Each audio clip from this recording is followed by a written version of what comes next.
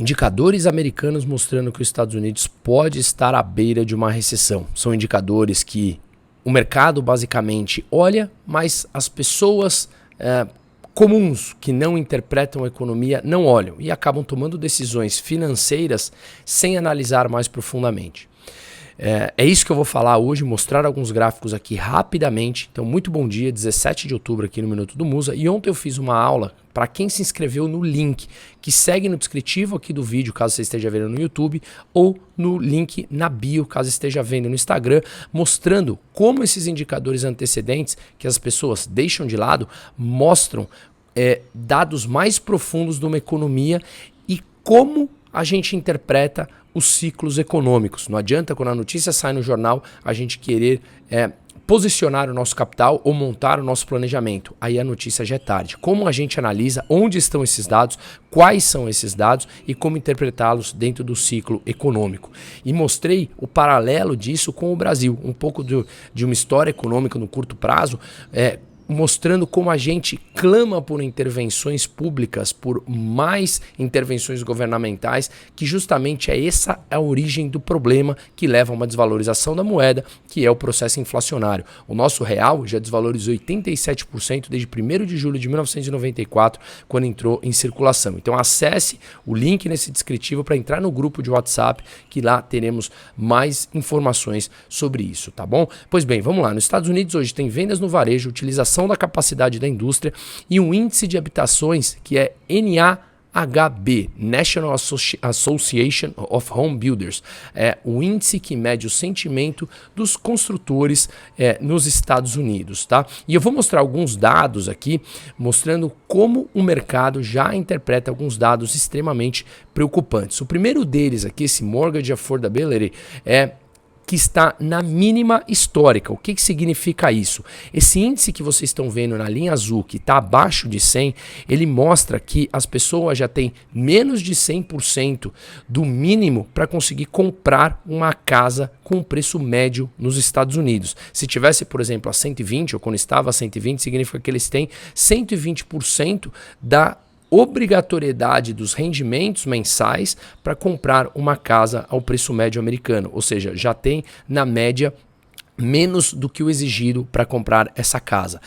Agora, por que isso? O americano está extremamente endividado, dívidas no cartão de crédito ultrapassou $1 trilhão, numa média de taxa de juros de 21,5%, que é a máxima histórica, e também outros tipos de dívidas estudantis, dívidas imobiliárias, enfim. E isso, obviamente, compromete a capacidade do próprio americano. Vamos olhar esse segundo aqui, que também tem a ver com o mercado imobiliário. Quando a gente está olhando aqui nesse gráfico da esquerda, a linha azul, ela mostra justamente o NAHB, que eu falei agora no começo, que vai ter esse dado de National Association of Home Builders, ou seja, mostra como ele vem caindo o sentimento dos construtores nos Estados Unidos. E o que é a linha laranja? A linha laranja é a taxa de hipoteca americana. Se você olhar, parece que ela está caindo, mas não, ela está sendo correlacionada com os números no eixo da direita. Então veja que ele está subindo. Então quanto mais a linha laranja cai, significa que os juros nos Estados Unidos para hipoteca, para comprar uma nova casa, está subindo. Hoje está na máxima desde o ano 2000.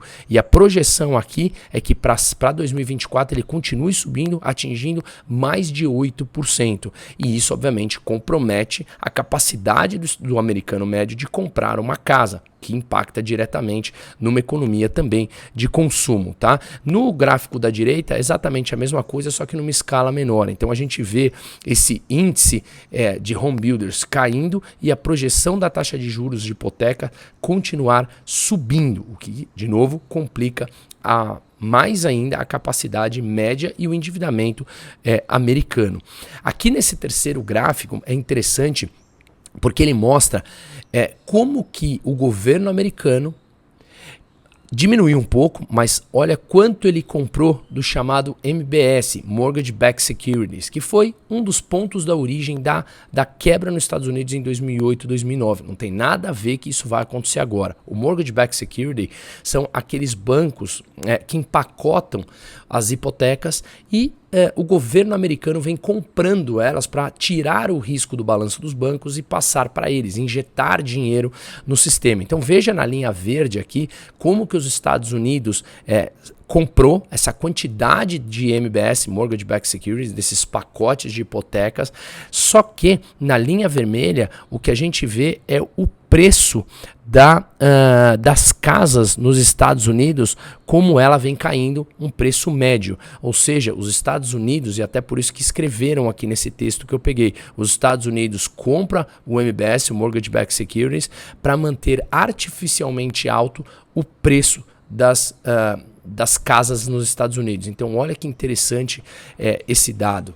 Não podemos deixar isso de lado. E para finalizar, olha que interessante esse gráfico que mostra os títulos públicos americanos com vencimento de 10 anos, como eles performaram depois que o governo americano, o Federal Reserve, parou de subir as taxas de juros, que supostamente agora os Estados Unidos não subirá mais, ou pode subir um pouco mais, mas já está no fim desse ciclo, até porque os títulos públicos americanos subindo, como eu expliquei no vídeo de ontem, a rentabilidade dos títulos públicos subindo, faz justamente esse mesmo serviço, encarece o crédito e freia a economia. Vamos olhar aqui que interessante, em 1995, a linha azul, depois que os Estados Unidos parou de subir a taxa de juros, que foi aqui nessa linha do 0 dias, né, nesse meio do gráfico, olha como ele continuou subindo ainda muito. Em 2000, na linha laranja, a mesma coisa. Em 2006, a linha verde, a mesma coisa. E olha que interessante, a última linha roxa em 2023, como supostamente ainda teria muito espaço para os títulos públicos americanos,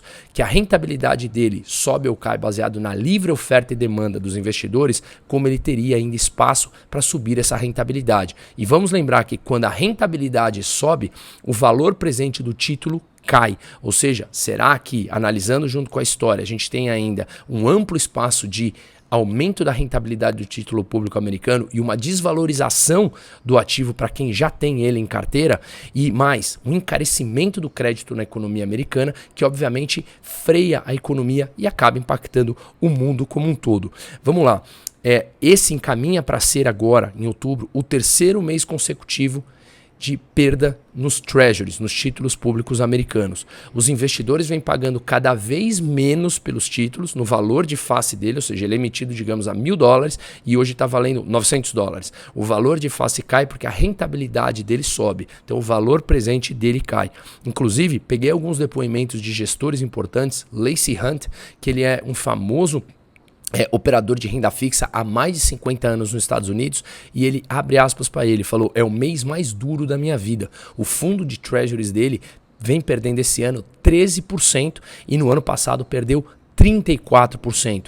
No HSBC, o chefe global de renda fixa falou que, abre aspas, errou ao presumir que a oferta crescente de dívida americana não importava. E veja, tudo isso tem muito a ver com ciclos econômicos falado na escola austríaca, que a gente amplamente fala aqui. Invariavelmente, o aumento da dívida americana com mais déficits americanos levaria, como vem levando, a um processo que gerou intervenções do governo na economia, com mais impressão de dinheiro, com aumento de dinheiro em circulação, que inevitavelmente leva a um processo inflacionário que não sabíamos quando, mas ele estourou muito mais forte. Então essa retirada do dinheiro da economia por parte dos governos para secar esse excesso que eles praticaram ao longo da última década e meia. Mas os déficits dos Estados Unidos, o déficit nos Estados Unidos vem entregando resultados de -5%, -6% do PIB. Mas a necessidade de emitir novas dívidas por parte dos Estados Unidos gerou preocupação nos americanos, nos investidores internacionais, e que naturalmente exigem mais rentabilidade, mais taxa de juros para emprestar para os Estados Unidos. Mais rentabilidade, esperando que a inflação continue crescente, o valor presente do título simplesmente cai. E você com isso tem oportunidades nos Estados Unidos, mas saiba que os títulos públicos americanos podem mexer, mas está pagando taxas máxima desde 2007. Isso não significa que ela não pode subir, dado alguns gráficos que a gente acabou de ver. Então, como encontramos oportunidades dentro desse ciclo econômico, é justamente esse é o ponto que eu falei. Então, acesse o link no descritivo, tá? Falando um pouquinho da China, a gente tem hoje dados importantes: PIB, produção industrial, vendas no varejo, taxa de desemprego e utilização da capacidade da indústria chinesa, o país que vem apresentando também sérios problemas econômicos, como eu venho falando quase que diariamente aqui, tá? E ontem expliquei a briga entre o ministro Barroso do STF e também o Haddad, o ministro da Economia. E depois de uma reunião entre eles, o ministro e o STF decidiram adiar o julgamento sobre o FGTS. Eles querem mudar a rentabilidade do FGTS para pagar mais do que a caderneta de poupança. Hoje o FGTS paga 3% ao ano, mais por volta de 2% que é a TR, a taxa referencial. Vamos lembrar que o FGTS é baseado, mais uma vez, em um roubo. Ele toma uma parte do dinheiro do trabalhador, rendendo muito abaixo do Selic, muito abaixo da poupança, para financiar programas do governo. Ou seja, toma o teu dinheiro para financiar alguma coisa que você sequer, muitas vezes, usa ou não quer usar. E mais, para te pagar taxas abaixo disso, ele financia o mercado com taxas subsidiadas, ou seja, de forma compulsória, sem o seu consentimento. Se isso não é roubo, eu sinceramente não sei o que é, até porque ele não permite que você, que é dono do teu FGTS, mexa no dinheiro, salvo raras exceções que você precisa cumprir para conseguir mexer no seu dinheiro. Caso contrário, as pessoas retirariam e eles teriam uma fonte a menos para financiar os seus programas, que obviamente dão esmola e ganham votos, mas não trazem eficiência alguma para o trabalhador nem para a renda média das pessoas. Um ótimo dia a todos, link no descritivo, link na bio caso esteja vendo no Instagram e compartilhe. Eu estou realmente novamente em Shadowban no Instagram, então só assim para me ajudar a chegar às informações. E se você está vendo no YouTube, se inscreva no canal, compartilhe, porque isso verdadeiramente ajuda o YouTube a entregar esse conteúdo. A única forma de mudarmos isso é ocupando espaços intelectualmente. Uma ótima terça-feira.